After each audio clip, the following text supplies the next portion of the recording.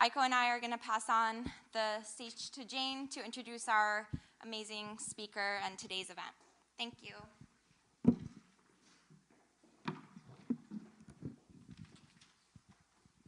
Today, we are really privileged to have Debora Spar as our opening keynote speaker. She's the 7th president of Barnard College of Columbia University, which is one of the top women's colleges. Prior to coming to Barnard, she graduated from Georgetown University School of Foreign Service, received her doctorate in government from Harvard University, and was the Spangler Family Professor of Business Administration at Harvard Business School. President Spar is a political scientist by training with research focuses on issues of international political economy. Her books have focused on a variety of topics. They include Ruling the Waves, Cycles of Invention, Chaos, and Wealth, From the Compass to the Internet, and the baby business, how money, science, and politics drive the commerce of conception, and her newest book, which this talk is based about, the Wonder Women, Sex, Power, and the Quest for Perfection, which asks the question, 50 years after the Equal Pay Act, why are women still living in a men's world? With that, please welcome Debora Spar.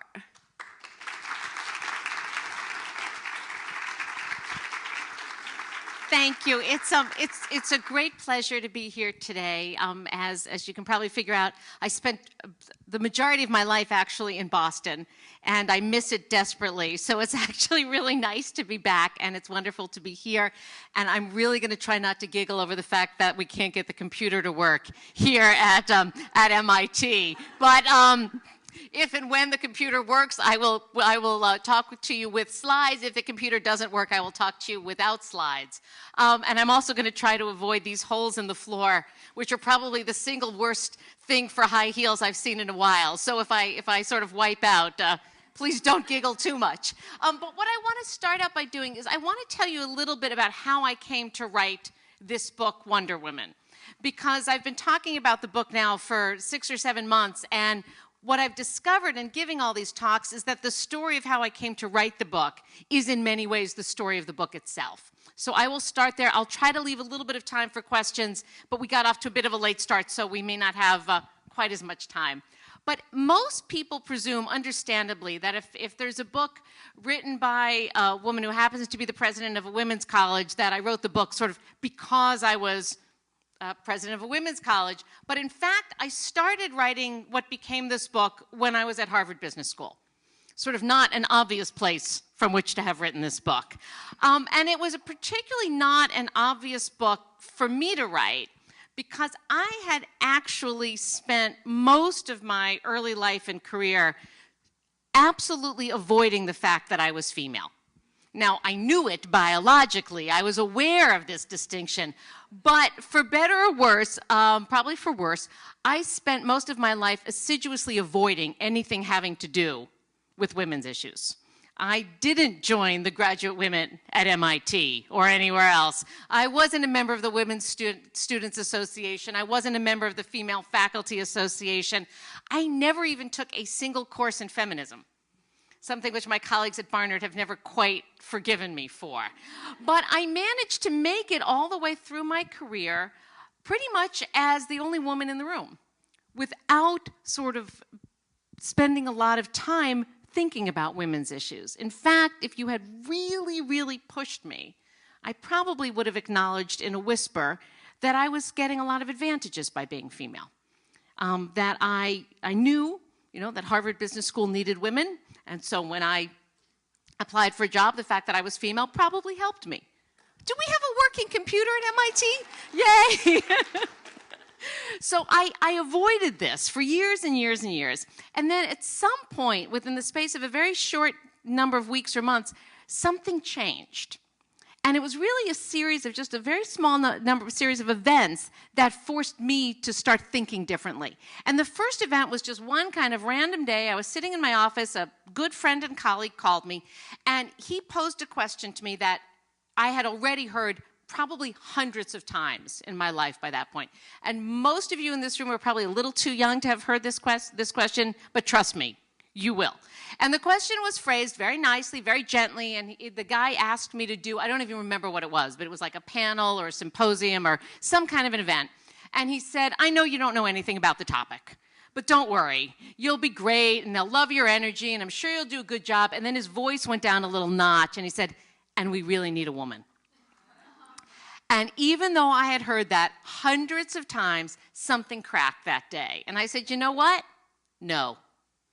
I said, and you know what else? I will never again say yes to any question that comes attached to that phrase, and we really need a woman. And I know subsequently I have said yes to many things when what they meant was, and we really need a woman, but as long as they didn't voice those words, I'm okay. You say those words to me right now, and I'm out of there. The second thing that happened, and some of you may recall, there was a couple of years at Harvard where there was a little bit of turmoil going on. It was the Larry Summers years. And in the midst of that moment, the Harvard Business School went through kind of a series of deans and dean-like equivalents. And one by one, they invited me into their office, and they would close the door, and they'd say, Deb, I really need you to solve the women's problem.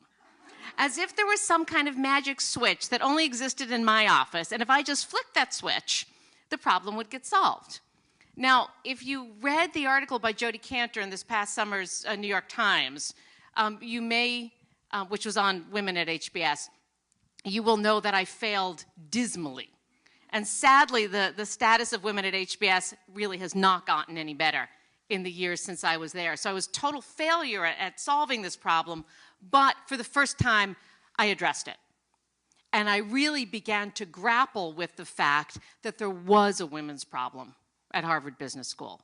And I hasten to add, I do not believe the problem at HBS is any different than the problem at Yale or Princeton or, I'm sorry, MIT or JP Morgan or Citibank or anywhere.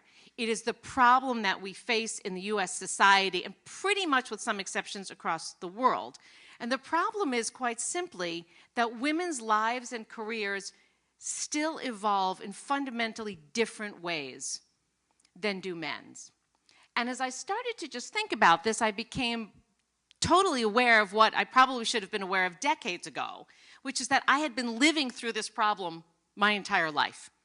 And I looked back and I realized that even though I had gone to college, to Georgetown, with a large number of very talented, smart, ambitious, competitive young women, by the time we were in our early 40s, which is when I sort of started thinking about this, I was the only one of my friends who was still working. Only one of my female friends who was still working.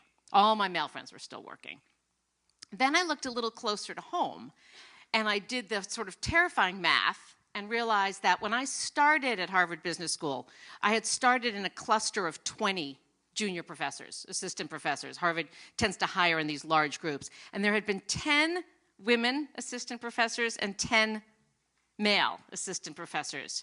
At this point in time, I was the only woman who had been tenured. Sorry for any of you who are thinking about an academic track. Subsequently, one of the other women was tenured a few years later, but the math was just horrifying. The men had made it, and the women hadn't. What was most frightening of all was when I started to sort of go back in my mind over the students I had taught.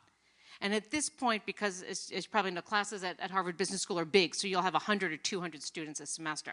So I had taught literally thousands and thousands of people.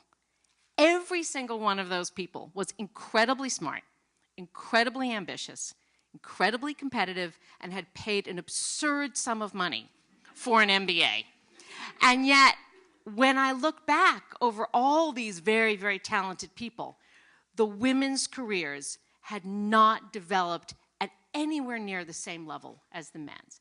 There are, of course, incredible exceptions. You know, very successful women who graduated out of HBS and elsewhere, but they are the exceptions. Whereas for men, the bulk of them went on to become tech entrepreneurs, hedge fund managers, corporate CEOs. For the women, it was the exceptions. So in classic academic fashion, once I began to realize that I was living in the core of this problem, I just did a little research. And the facts that I found, and they're not hard facts, they're everywhere, but the facts I found were totally stunning.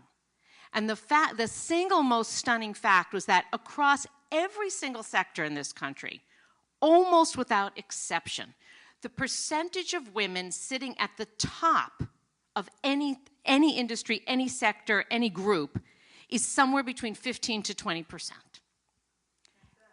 At best. But no, at best, but with a very, very strong consistency. For many years, one could blame this problem on the pipeline. And so you hear all the time, or heard all the time, well, of course there's no women sitting at the top law firms. There's no women in law school. Of course there's no women sitting at the tops of tech firms. There's no women getting engineering degrees. That pipeline proposition, though, hasn't been true pretty much since my generation.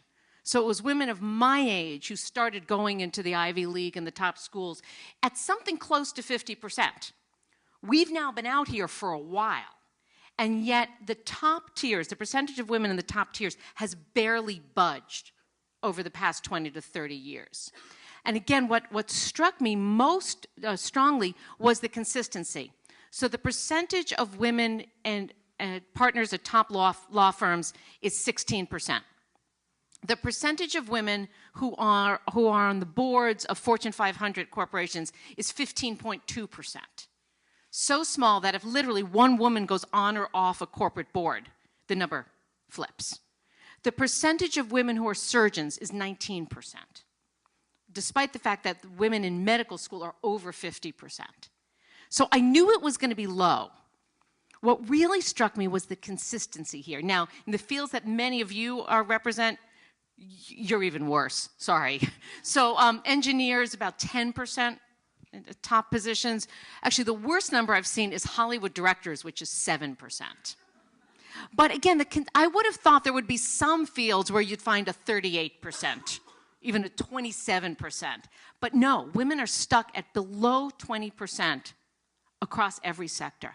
Now, what accounts for that? I can't give you a hard, fast explanation, but the word I throw out with trepidation is tokenism.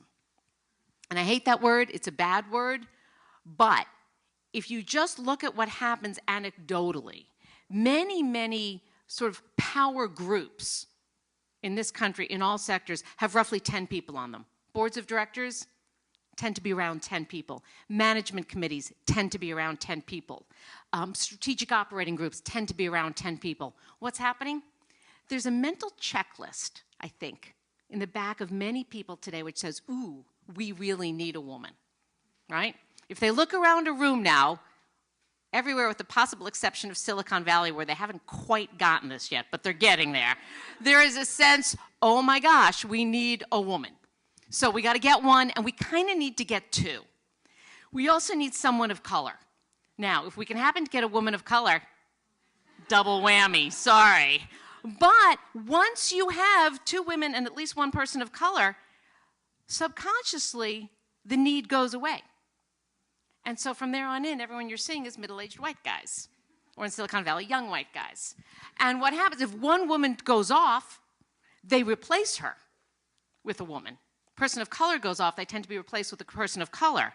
But again, once that sort of mental checklist has been completed, we go back to the default. So again, I can't prove this to you scientifically, I've just seen it happen over and over and over again, and I think it at least explains part of not only why these numbers are so low, but why they're so stuck in what I call in the book the 16% ghetto. So after I had really come to these realizations, again, sort of late in life, and had done the basic data, I started playing around with a book, or an idea for a book, that I was calling at that moment Confessions of a Reluctant Feminist. Now, that is still the right title for this book. The book is confessional, for reasons I'll talk more about in a few moments. It is partly my mea culpa, saying, I really wish I had thought of this stuff earlier. And I am a reluctant feminist. I am not a reluctant feminist because I don't think feminism is a good or powerful thing. I'm a reluctant feminist because I thought it was over. I thought we didn't need it anymore. So I come to my feminism reluctantly because I wish I didn't need it. I wish your generation didn't need it. It turns out when the time came to sell the book that no publisher in New York would buy a book that had the word feminist in the title. Because it turns out, surprise, surprise, books with feminist in the title don't sell. However, publishers really like the word sex in the title, which is why that is now the title of my book. I'm sorry to tell you there's actually not a lot of sex in the book, but there is just some sex in the title because that's what it takes to sell a book. But the actual title of the book is still Confessions of a Reluctant Feminist, because that's what it's about. And the reason, again, why it's confessional is I did make the decision, and it was a very hard decision, but early in the process, to tell this story and to examine this story using the lens of my own life. Not because I think my life has been particularly interesting or important, but because I think a lot of the problems that women are still facing are not just the statistical problems or the demographic problems or even the broader societal problems. They're internal issues that women are still grappling with their own demons, grappling with the expectations they put upon themselves. And I found it useful to tell the story, or to examine this issue by using stories of my own life. So, and this was sort of a horrifying limb to go out on. But it helped me write the book, and I've anchored each of the chapters in the book with a story from my own life, or when I ran out of them, I borrowed stories from my friends who were kind enough to let me steal them. But once I made the decision to use this personal lens, two things happened. And the first is sort of a major caveat. Insofar as I was using the perspective of my life, I had to be true to who I was. So I'm straight, I'm white, I'm upper middle class, I'm way overeducated. So I am speaking from that perspective, and I want to be clear about that. I think a lot of what I'm talking about cuts across these other strata, but not everything does. And I think one of the issues we're all facing out there is that there have been many books in this space recently, but they've all been written by people who look an awful lot like me. In fact, we all kind of know each other, which is weird. Not that weird. But I have to be honest, I can't claim to speak for everybody, and one of my deep hopes is that we start to get voices from black women, from poor women, from lesbian women, from single women, from older women, from younger women, because I think it'll be interesting to see both the commonalities and the differences. The other major thing that happened when I started using my own life was that I realized how deeply I had been affected by the time in which I was born. And this is actually a very important part of the book. I was born in 1963, which turns out to have been a really interesting year for all things feminist. 1963 was the year when Betty Friedan's book, The Feminine Mystique, came out. And maybe because of the book, maybe because the book just came out at the right moment in time, but things began to change very, very quickly. I gave a version of this talk several weeks ago at the New York Historical Society, and the audience was much older. And a woman came up to me afterwards, and she said, I was in a book group in 1963. We all read The Feminine Mystique. The next week, we all went out and got jobs, and the book group never met again, which is, first of all, it's just kind of a delightful story, but it also talks about the power of a single book. Women's lives changed after they read that book. And after 1963, history started moving really, really quickly for 10 or 15 years. The Vietnam War came and went, so that women of my age really were not deeply affected by it, whereas women just 10 years older were very deeply affected by it. People 10 years older were deeply affected by it. Woodstock came and went. Roe v. Wade was decided.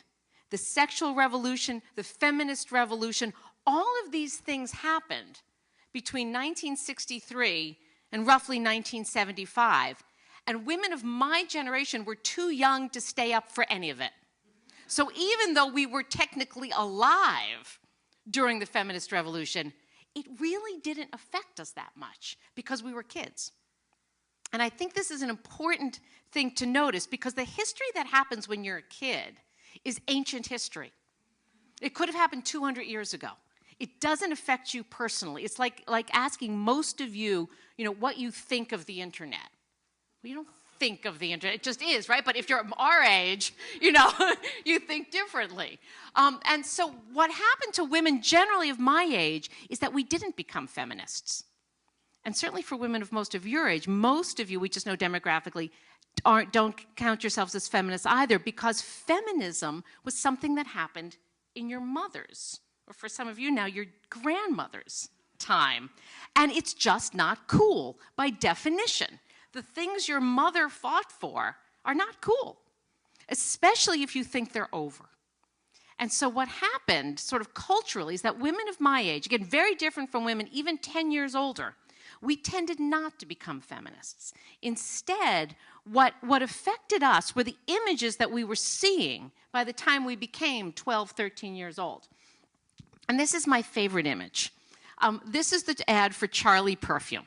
This ad came out in 1975, and it was pervasive. It was everywhere. And Charlie Perfume became one of the most successful perfumes ever. Now, the perfume is terrible.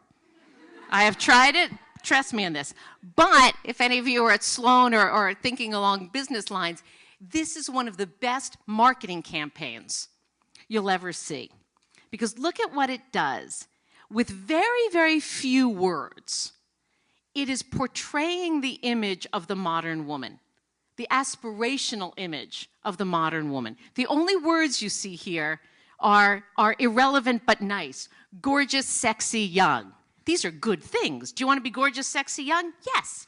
Do you want to be a modern woman? Yes. What does the modern woman look like? Well, first of all, she's gorgeous, sexy, and young. This is Shelley Hack, who was one of the leading models of this generation. But even more crucially, the modern woman is a working woman. You have no doubt, looking at this picture, that she is going to work. How do you know? Well, she has a pantsuit, which was very cool in 1975.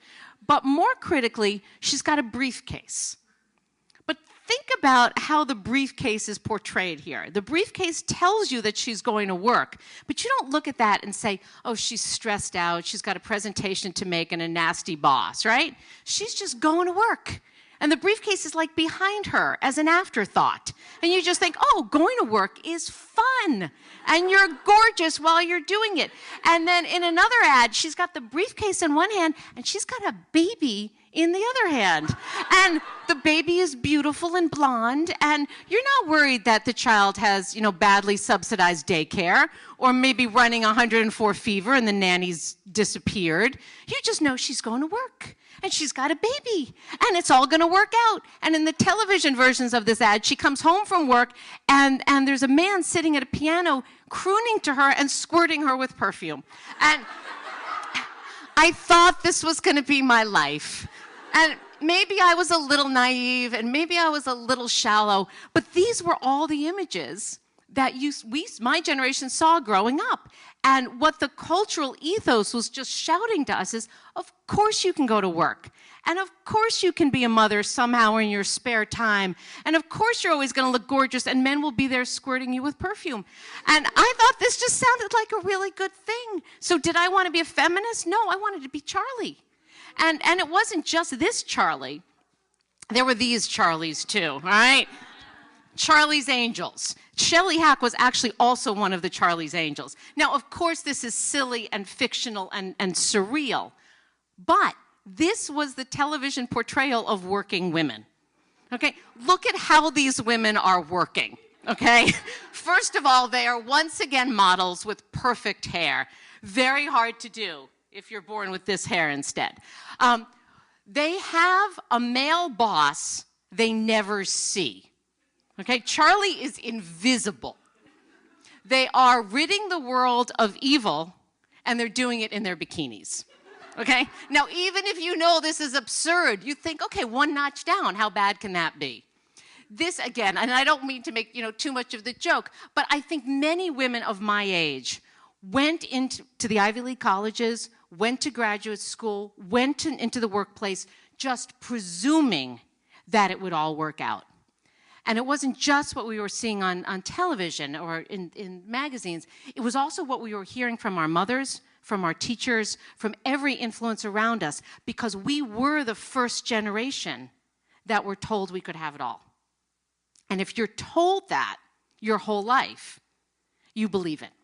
Now, I don't know who created the phrase, having it all, but it is a horrible phrase. And if there's one thing I can do with this book, I would like to wipe that phrase out of our collective vocabulary. Because if you think about it for a moment, having it all is impossible. Nobody has it all. Nobody ever asks white men if they have it all. But we're constantly asking women if they have it all. And one of the things I'm arguing here is that this is what is setting our expectations way too high. Because if the norm is all, then everybody's going to fail. And I think this is what, in some ways, this Charlie image captures. It is the idea, the illusion, that anybody can have it all.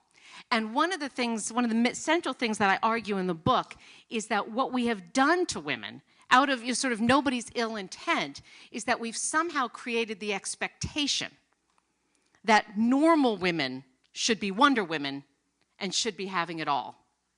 And I blame my generation for this, because I think my generation made two crucial mistakes, again, without anybody meaning to. The first mistake we made was that we privatized feminism. Feminism, in its original incarnation, had nothing to do with Wonder Women or Charlie's Angels. Feminism was part of a civil rights movement. It was a social collective action. It was about freeing women and giving them access. And yet it was my generation who misheard it. And what we got instead was the quest for perfection. Rather than fighting for daycare or greater access to better schooling, we focused on becoming perfect. We privatized feminism. And if you think of what was happening historically, it was part of a broader trend. So Woodstock was 1968. By 1980, we were already in the Reagan era. Or as another commentator has said in a different context, free love became free markets nearly overnight. And it is. I mean, it was a very short period of time in which this shift occurred. The second huge mistake that I think my generation made was that we managed to extend and expand the expectations that women now labor under. Because think of what happened.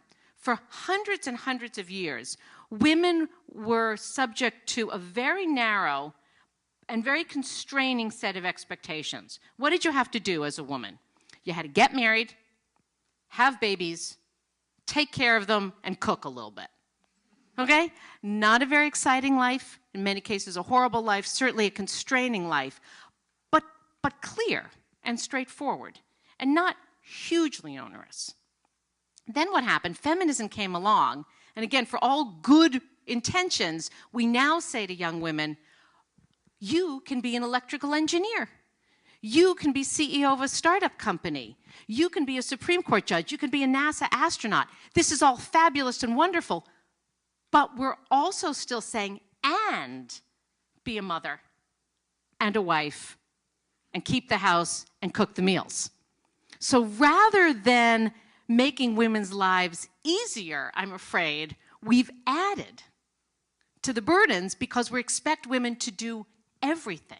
We never took anything off the table while we've added all of these other expectations. And sadly, I think for women of your generation, we've only made it worse, because now I look at what we expect even little girls to be doing.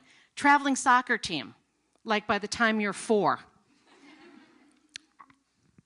Make sure you're good at math and play with trucks and be as strong as the boys, but do it in a tutu with glitter in your hair.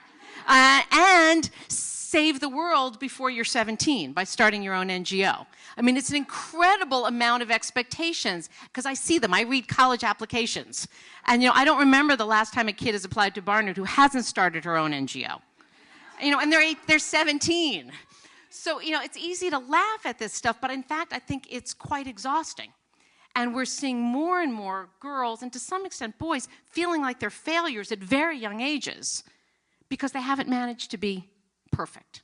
And let me just give you one example that I think captures in a really poignant way much of what I'm arguing here. This is Marion Bartoli, whom you may recall won the women's singles championship at Wimbledon last summer. So here she is. She's 23 years old. She is experiencing a moment that sadly probably none of us in this room will ever experience.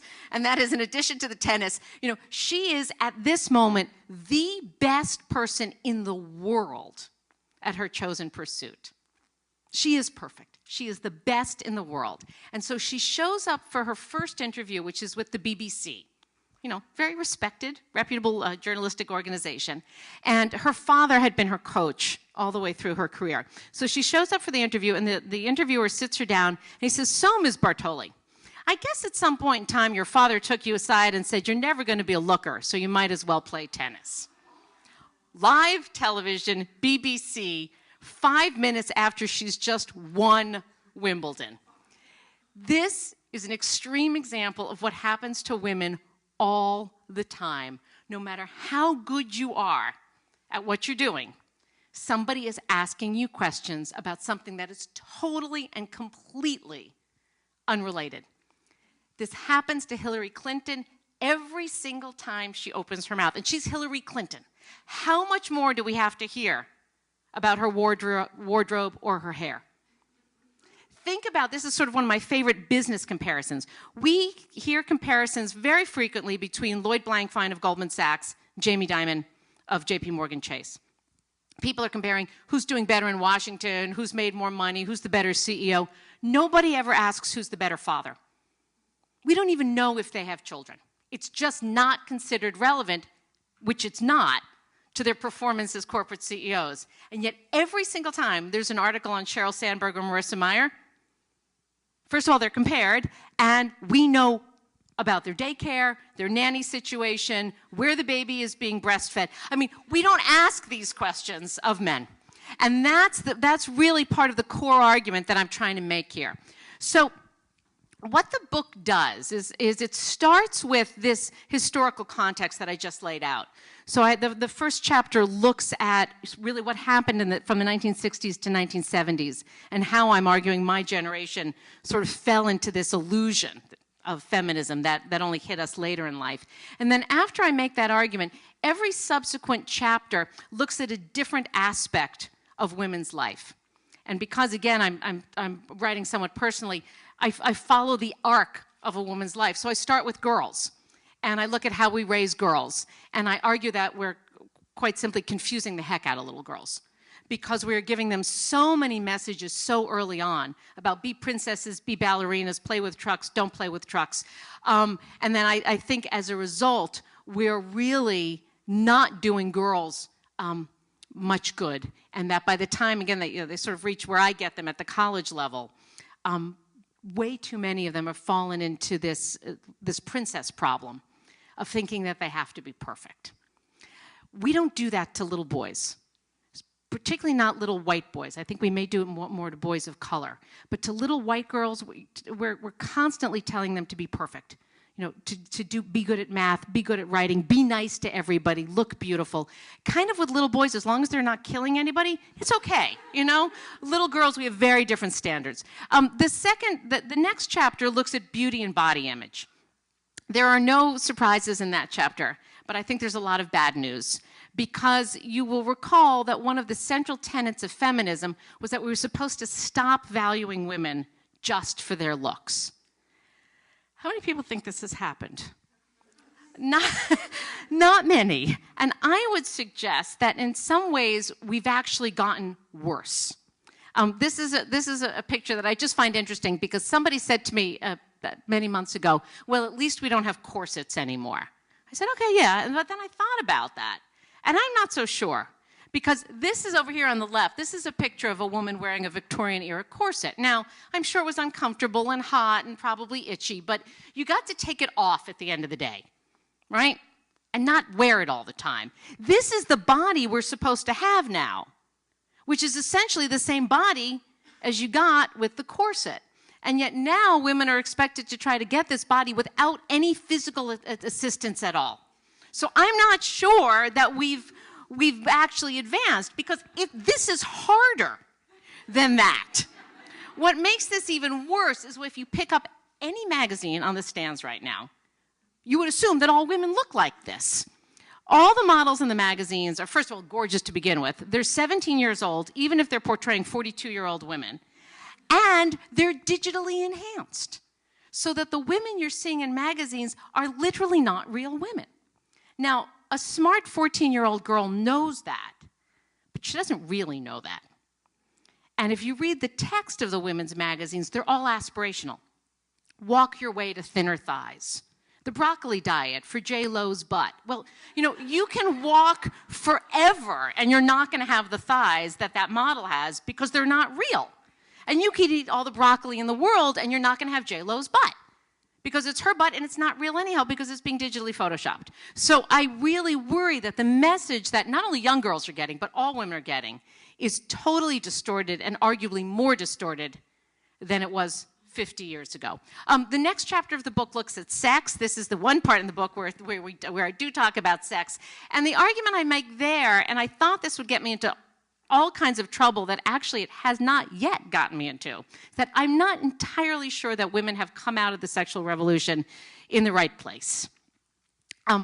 What we have now, especially on college campuses, I'm sure it's not true at MIT graduate school, is a pervasive hookup culture, which if that's what women are enjoying, that's great.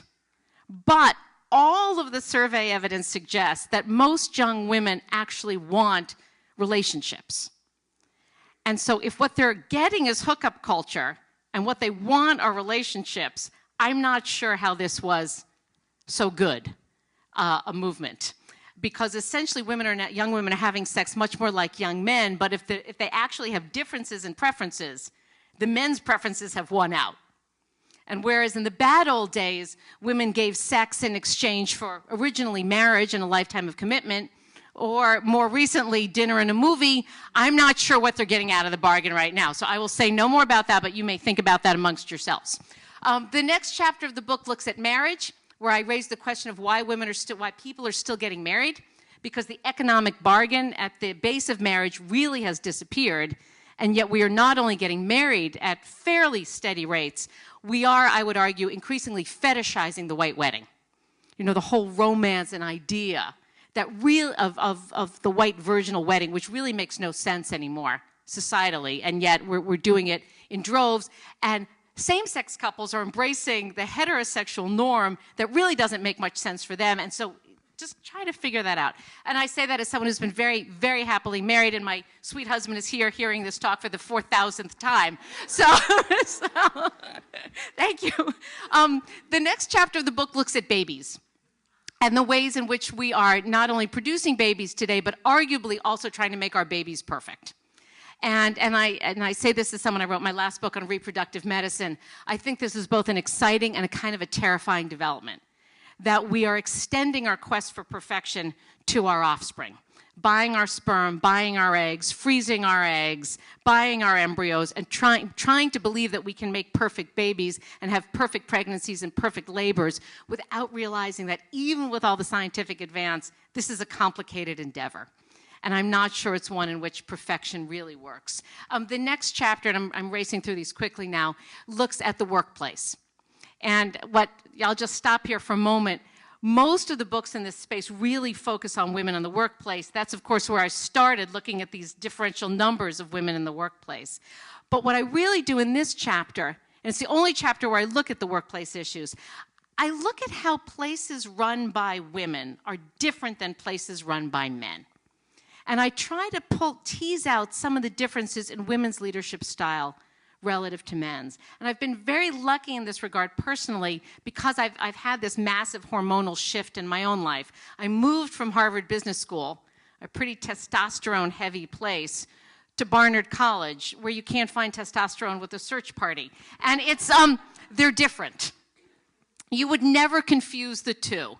And I think that's actually important to point out. It's provocative to point out. But if places run by women run themselves differently than places run by men, we need to understand those differences, because otherwise, if you put women in male-dominated places, they're always going to fail. We need to actually begin to realize the differences and count them and reward them. And I'm happy to go into that in a little bit more detail if we have some time for questions. The next chapter of the book looks at housework. Now, this is always the point where people start to giggle a little bit. But I actually think housework is one of the great unexplained pieces of the whole puzzle. Because we know the data here is still quite scary. That women, on average in this country, are still doing 33 hours a week of housework. All right. Now, do the math. If you're doing that includes childcare. If you're doing 33 hours a week of housework and working a 40-hour-a-week job, it's barely doable. If you're doing 33 hours a week of housework and doing a 50 or 60 or 70-hour-a-week job, which is what it takes to be in the top echelon in pretty much any field, you're dead. Because the math just doesn't work. And yet this is what women are doing. And I think this is part of one of the major reasons why women are falling out of the top tiers, just because it becomes impossible. And this is always a very tempting point at which to beat up men, because the male data is not all that supportive. The good news is that men are doing a lot more housework. The bad news is that the increase has been from 17 minutes a week to 7 hours a week. So percentage terms is really good, but in absolute terms, it's not so good. Now again, so you can beat up men here, but I think beating up men is not the only answer. Because it's part of the answer. But part of the problem is that as women have surged into the workforce, we haven't reduced the amount of hours we're spending on housework. This is what we were supposed to do. This, in fact, is the central cry of Betty Friedan's book, that women stop worrying about polishing the silver and go out and interact with the world. And yet I would argue that one of the sad and strange things we see societally right now, particularly in this country, is that we're actually upping the amount of housework we're doing. We're living in bigger houses, we're holding ourselves to higher standards of perfection, and we're doing some really silly things. Now, these are, the images I'm about to show you are somewhat at random, but they're October images. If you go out there now, you'll see the same images, but they're pastel colors and they're about Easter. But this is what you'll see in any of these sort of, home magazines or parenting magazines around Halloween. What are you supposed to do for Halloween? You're supposed to go home and sew these fabulous little costumes for Johnny and Susie. Now, when I was growing up, not all that long ago, Halloween meant you went to the drugstore and you bought a mask. Done.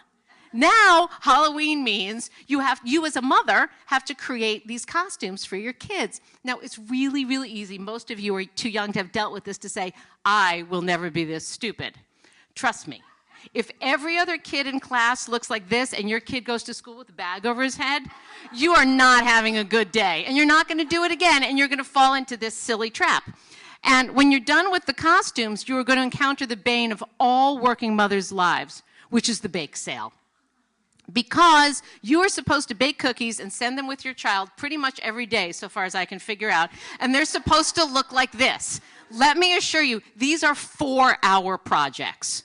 Okay, you're going to come home from at the end of the day, you're going to make these things, they're not going to look anywhere near as good as they do in the magazine, and once again, you'll think you have failed in something as stupid as cupcake baking. And when you're done with the cupcakes, you're supposed to be taking care of the wildlife in your backyard. Okay, now again, it's totally easy to laugh at this stuff and say, I will never do this. Trust me, you will. You will, because it's social pressures. And we all fall prey to social pressures. And it's very, very hard to push back, particularly when everything around you is screaming how important it is to be a good wife, to be a good mother, to be a successful woman. And this is part of the reason that I think women are dropping out of the top echelons of work, because the hours just become too absurd and too obscene. And we do know, sadly, that, or it's not even so, it's just a fact, that where women drop out is when they have kids. So women and men's careers do march pretty much in lockstep now, not entirely, but largely until children enter the picture. The last chapter, or the second to last chapter of the book, looks at aging, which I'm not going to talk much about here, except to say that the sad thing about aging is that it doesn't end well, and that it seems to fall more harshly on women sadly, than on men. We have models in this country of what it means to be a successful older man. We see them on television, we see them on campus, we know what that looks like. We don't have many models of successful older women. And the ones we do are mostly British. But American older women, we haven't quite figured out how to do it. And where I now live in Manhattan, I'm pretty sure it is illegal to have a wrinkle. They stop you at the bridge and they don't let you in. And this creates yet another whole level of angst and money and concern and bad feelings. Against all this depressing backdrop, the book actually ends, and I want to end on a note of optimism, which is to say, I think these problems are real. I think they're deep-seated. I think they are concerning, but I also think they're solvable. These are things that, there is no magic light switch that we can flick. But as individuals, as classmates, as members of industry, as members of communities, we can start to fix these things. The first thing we all have to do is we have to give up explicitly on the idea of perfection. No one on this planet is perfect. And we will all choose to live our lives and define success in fundamentally different ways.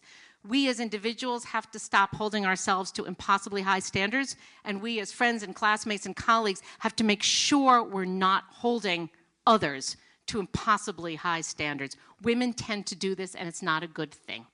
We, in particular, those of us who are working women, tend to look down a little bit at women who've chosen to stay home, and women who've chosen to stay home or stay at home tend to look down at working women. We need to stop that, and we need to validate each other's choices.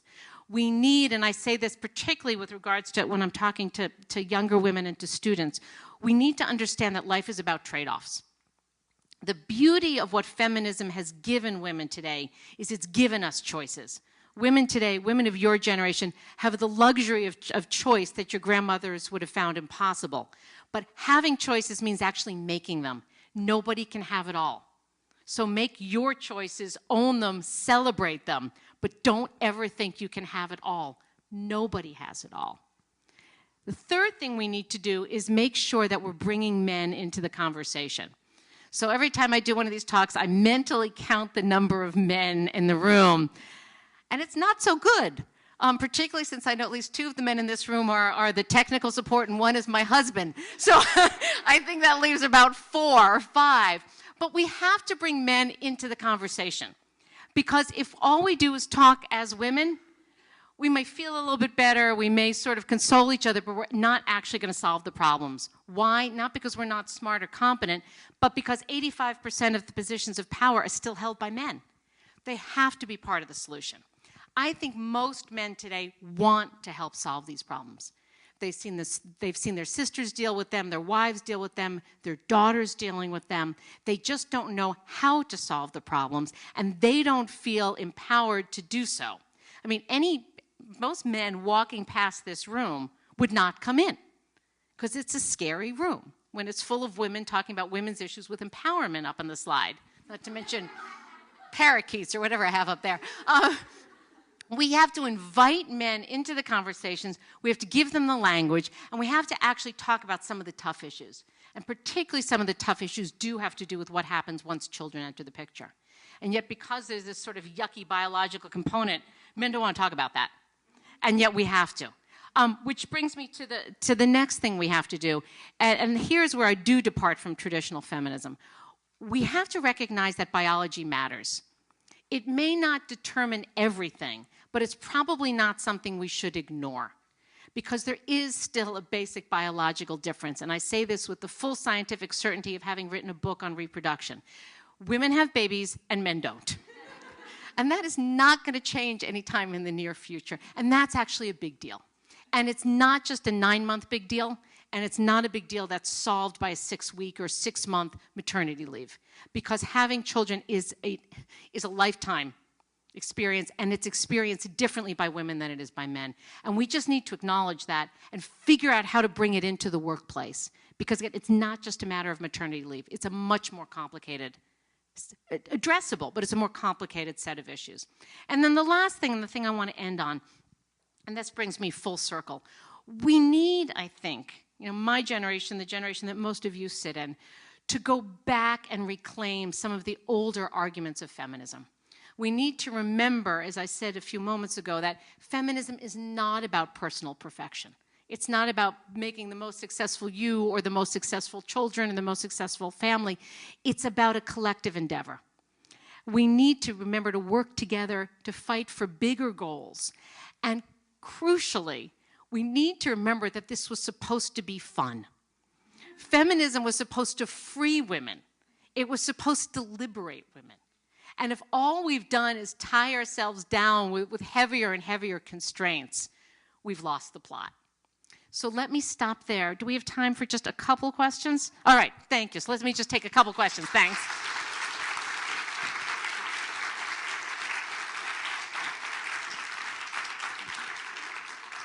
Just talk as loud as you can and I'll repeat it. So one of the things that I've actually encountered a lot since starting grad school is being pushed into achieving more and more, whereas not all of my female friends want to be professors in academia. Some want to be school teachers, or some want to just be consultants and not be, rock stars in their field. So have you ever encountered, or in your research, have you ever seen that issue? Yeah, I think this is a huge a huge issue. Sorry, long day. And I think it's also become quite contentious because what I don't want to say to women is give up, lean out, lean sideways, fall over. But what I do think we want to say is that people can define success for themselves. And again, that is the beauty of choice. Some of us may want to be PhDs, and some of us may want to be something else. And we need to own those choices, and we need to legitimize other people's choices. And I think I think you're exactly right. We have to move away from what I call the gold star culture, that you've got to do every single thing, at the very tippy top of your class. It's unrealistic, and it's probably not a lot of fun. How do you reconcile, and I agree with you, the kind of distinction between a Harvard sort of culture and a Barnard culture? And I, myself in my life, I was in the first class of women at Williams College, went to a girls' prep school. I went to Wellesley after not succeeding at Williams in the first class of women, and been at MIT for 25 years. So I've definitely moved between women's cultures, men's cultures, and I do agree that there's a difference. But you also mentioned that women across professions haven't gone beyond the 10%, 7%, 15%, 16% level, and that we should bring men into the conversation. And so there's a kind of contradiction in that, because how are women going to get beyond 7 to 16% in terms of empowerment if they are seeking to be empowered in that male space, So, whether it's an MIT male space or a Harvard Business School male space? It's a great question. Just to repeat briefly, how do we get women beyond the 7 to 16% if they are competing mostly still in male-dominated places? It's hard. There is no magic switch again. I think part of what we need to do is to get the male-dominated places, which remains most of the world, to realize as much as we can what they're doing that is still very male. And if what they really want to do is to expand the number of women, here are things that you can do that actually will help. Some of them are silly. I mean, some of them are profound. Some of them are silly. It's the nature of the jokes. It's who was it? One of the big investment banks just got into trouble because at a women's recruiting event, they handed out nothing but cosmetics. Bad idea. It's sort of putting your hand up and pointing to that stuff. I think it's working with HR departments to make sure that, particularly in large firms, that they're actually counting and valuing characteristics that are both male and female. So if, for example, investment banks realize that there's an advantage to both being risk-prone and risk-averse, right now they're really only rewarding taking risk, not avoiding risk. And there's a gender component to that. So we need to start changing the metrics by which we count in organizations that count by those metrics. The other thing I think we need to do is I think we need to acknowledge and fight against the reality, which is that we all tend to see excellence largely in younger versions of ourselves. Organizations replicate themselves because the people doing the hiring and the promoting tend to hire and promote people who look like them. And again, I've seen this on both sides of the spectrum. that if you have an organization dominated by middle-aged white guys, they tend to see the most high potential people as young white guys, because they sort of see themselves like, I don't know much about Harry, but I'm sure he's good, without realizing that Harry is just like himself. And again, I see us doing this at Barnard. You know, if you have an organization run by, you know, middle-aged Jewish ladies with curly hair, we tend to promote younger Jewish ladies with curly hair. I mean, and I think it's just, it's human at some level, but we have to fight against it. And I think one of the good things we did at HBS when I was there is we had a dean, and I played that role for some time, who sat in every single recruiting meeting and said, what does your pool look like? Gee, it's 8 young white guys from Wharton. Wasn't there anybody else? No, let's look again. You know, and just constantly fighting this inclination to replicate. It's hard, but I think you have to do it. And this is the sort of the famous Madeleine Albright line, those of us who are lucky enough to be one of the 2 women in the room, we have to constantly be saying, let's look at somebody else, let's look at somebody else, and making sure that we don't just enjoy the positions of tokenship, that we're trying to expand the pool. Let me take 1 or 2 more. There's a hand up here. Yeah.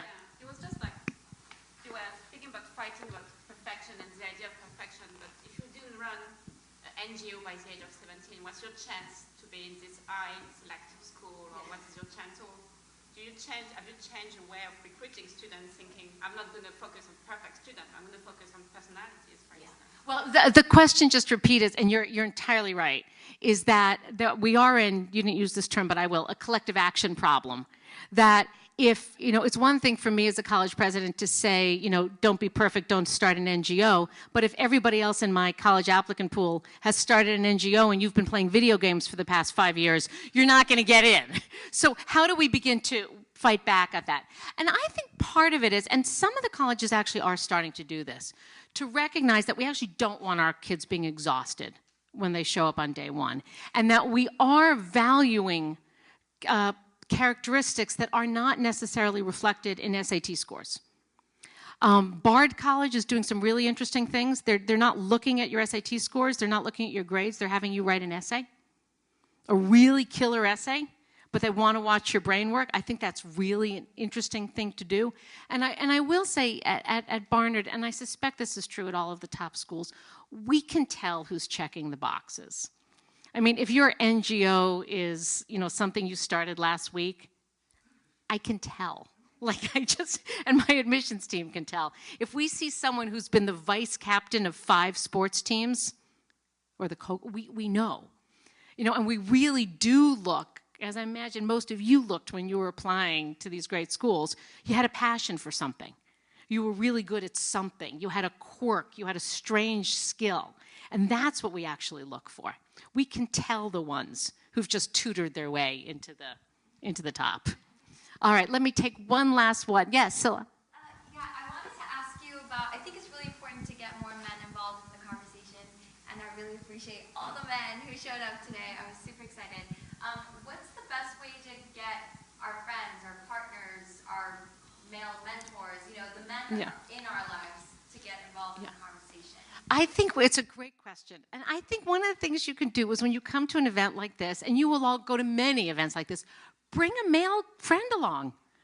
And he'll kind of go, yeah, and just say, come on, do me a favor. You might even learn something. It'll be interesting. And then, you know, if this room had 5 more men or 10 more men, if somebody happened to walk by, they'd feel less awkward coming in. I think what's crucially important is when you do get out into the workplace, whether it's the academic workplace or the industry workplace, make sure your male colleagues are coming to the, quote, diversity events.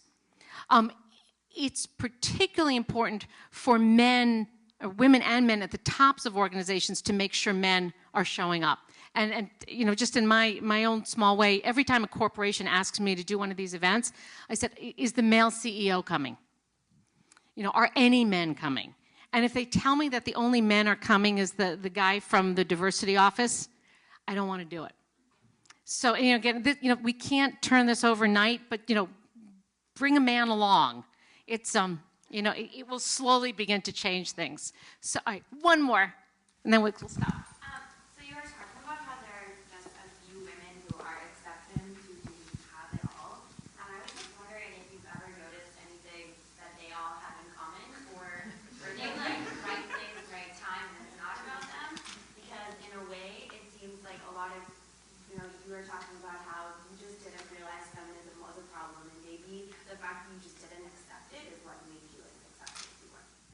it's a very good question, and no one's actually quite asked me that before, so I'll give it some thought. But off the top of my head, oh yeah, I'm sorry. The question is just there are a small number of women who do look, at least from the outside, like they have it all, or that they've become very successful. Are there any common characteristics? Let me first say something which you didn't ask, but I want to put out there anyhow. I think even those women who look from the outside like they're having it all, they don't. You know, everybody's got things that aren't going well, problems in their life, problems with their kids. And I actually think one of the things that those of us who have been lucky enough to achieve some measure of success, I think we actually have a moral responsibility, not to, you know, display all of our dirty laundry, but to kind of say, this is what I do well, this is what I'm terrible at. You know, this is what I do, this is what I can't do any of. Because otherwise we're faking it. And one of the funny little anecdotes I've heard now many times, a lot of my students work as interns for the big magazine editors, and they all tell the same story that, you know, there's a magazine story on the editor. And the lowly interns, are there like vacuuming the carpet and making the Jell-O and cleaning the kids up because, you know, none of the magazine editors actually have homes or offices that look anything like what you see in the magazines. So, you know, even the people in this field are not doing what they're telling the rest of us to do, which is just important to keep in the back of your mind. But in terms of, you know, if there are any common patterns, I think, yeah, some people, you know, being in the right place in the right time is always a good strategy, over which you have no control. But, you know, people in every generation will fall into that. But other than that, I do think, you know, the really successful women I know are pretty tough. And I don't mean tough in the sense of being aggressive necessarily. They're survivors. They're resilient. You know, one of the most important things we're trying to figure out how to teach our students at Barnard is how to pick yourself up, dust yourself off, and start all over again. It's a really crucial skill. And, you know, I think Hillary Clinton is actually just, you know, marvel at this. You know, most people would have come out of that, first of all, would have come out of her husband's infidelities and, you know, crawled under this desk and never come out again. You know, she didn't do that.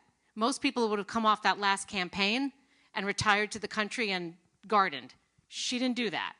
You know, if you look at her, if you look at Martha Stewart, if you look at you know, pretty much any other woman who's made it, they've dealt with the you-know-what, and they come out swinging. And I think that's really, really important to bear in mind.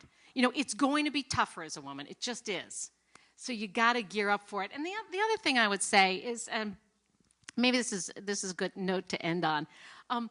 Keep a sense of humor. You know, if you go into any of this too serious or, you know, too singularly focused, you're gonna have to give up at some point. You have to, again, roll with the punches. See some humor, look for the fun in what you do, and make sure you're doing things that are actually giving you pleasure. You know, if you find yourself in a workforce or a relationship or a situation that's just unbearable, you're not going to succeed. And so when you're not loving or at least liking what you do, change. And let me stop on that note, and thank you again for being here, for being a great audience, for your questions.